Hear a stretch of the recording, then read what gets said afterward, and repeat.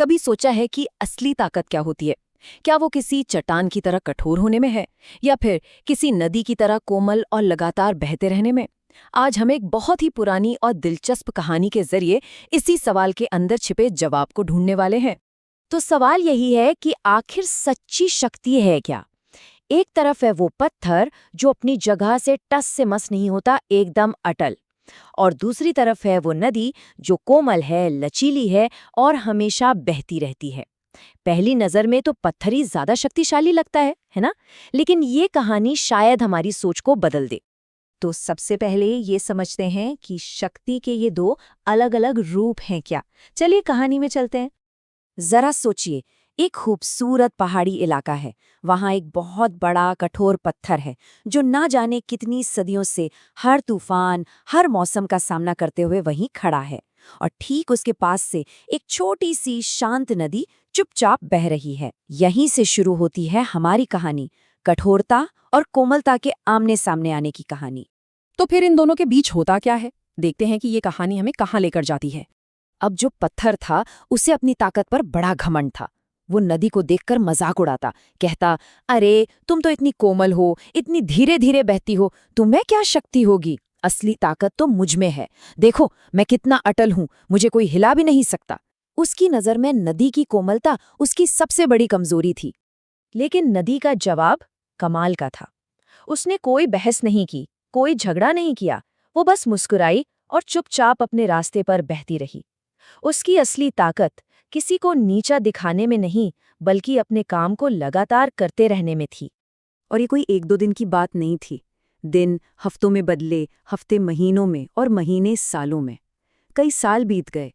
हर दिन, हर पल नदी उसी पत्थर से टकराकर आगे बढ़ती रही।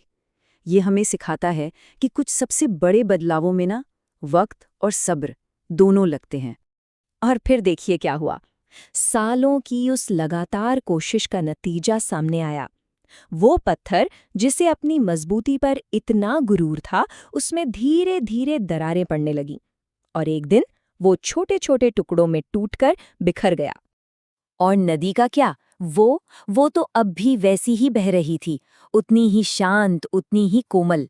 लेकिन अब सबको पता चल गया था कि वो अजेय है, उसे कोई नहीं हरा सकता। पत्थर तो खत्म हो गया, पर नदी का सफर आज भी जारी है। तो कहानी तो हमने सुन ली, पर इसका मतलब क्या है? कठोरता और कोमलता की इस लड़ाई से हम क्या सीख सकते हैं? चलिए इसे थोड़ा और समझते हैं। देखिए, यहाँ पर दोनों के बीच का फर्क कितना साफ है। एक तरफ है पत्थर, अहंकार से भरा, कठोर, जो हिलने को तैयार नहीं, और उसका अंजाम क्या हुआ? वो टूट गया। और दूसरी तरफ है नदी, धैर्य और कोमलता से भरी हुई, जो लगातार चलती रहती है, और वो सब कुछ बदल देती है। दो अलग अलग ताकतें और दो बिल्कुल अलग अंजाम। अब इस पूरी कहानी में ना एक और दिलचस्प किरदार है जो हमें इसका असली मतलब समझाता है। वहीं पास में एक ऋषि ये सब कुछ देख रहे थे। उन्होंने जब ये पूरा नज़ारा देखा तो उन्हें लगा कि अपने शिष्य को जीवन का एक बड़ा सबक सिखाने का इससे बेहतर मौका और कोई नहीं हो सकता।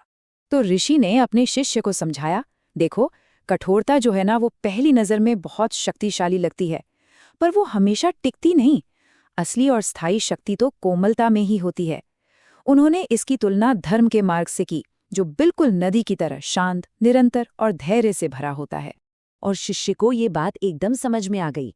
उसे साफ हो गया कि गुस्सा, घमंड, ये सब उस पत्थर की तरह हैं जो आज नहीं तो कल टूट ही जाएंगे, जबकि धैर्य, प्रेम और करुणा ये उस नदी की तरह हैं जो हर मुश्किल को पार करके धीरे धीरे ही सही पर सब कुछ बदल देते हैं।